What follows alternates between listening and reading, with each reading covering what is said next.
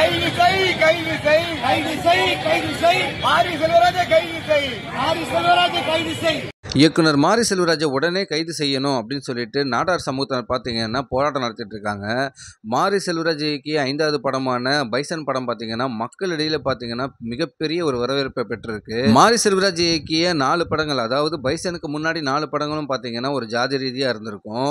அந்த படங்களில் வந்து மிகப்பெரிய ஒரு ஜாதி ரீதியாக பாதிப்பை ஏற்படுத்தியிருந்தாலும் இந்த பைசன் படத்தில் பார்த்தீங்கன்னா அந்த அளவுக்கு ஜாதி ரீதியாக இல்லை. இருந்தாலுமே பார்த்தீங்கன்னா நாடார் சமூகத்தினர் என்ன சொல்கிறாங்க பார்த்தீங்கன்னா, எங்களை பற்றி வந்து சில காட்சிகள் வந்து அமைஞ்சிருக்கு, பல காட்சிகள் அமைஞ்சிருக்கு, அதனால் வந்து அந்த காட்சிகளை வந்து உடனே நீக்க கோரி அவங்க போராட்டம் நடத்திட்டு இருக்காங்க. இனிமேலும் வந்து ஜாதி ரீதியாக வந்து மாரி செல்வராஜ் படம் எடுக்கக்கூடாதுன்ற மாதிரியும் போராட்டம் நடத்திட்டு இருக்காங்க.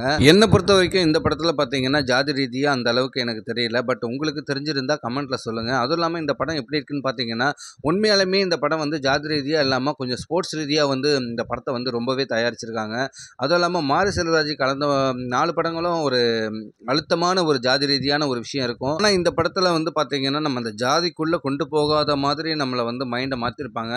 பட் அப்படி இருந்தும் பார்த்தீங்கன்னா ஒரு சமூகத்தினரை வந்து இதை கஷ்டப்படுத்துதுன்னா கண்டிப்பாக அதை வந்து நம்ம அதுக்கான ஸ்டெப் எடுத்து தான் ஆகணும். பட் இருந்தாலும் இந்த படம் ரொம்பவே நல்லா இருக்குது, எல்லாருக்குமே பிடிக்கும். இந்த வீடியோவை பார்த்துட்டு இருக்கவங்க நீங்கள் படம் பார்த்துருந்தீங்கன்னா இந்த படம் எப்படி இருக்குன்றதை கமெண்ட்டில் சொல்லுங்கள். நெக்ஸ்ட் வீடியோவில் சந்திப்போம். இந்த வீடியோ பிடிச்சிருந்தா லைக் பண்ணுங்கள், ஷேர் பண்ணுங்கள். தேங்க்யூ.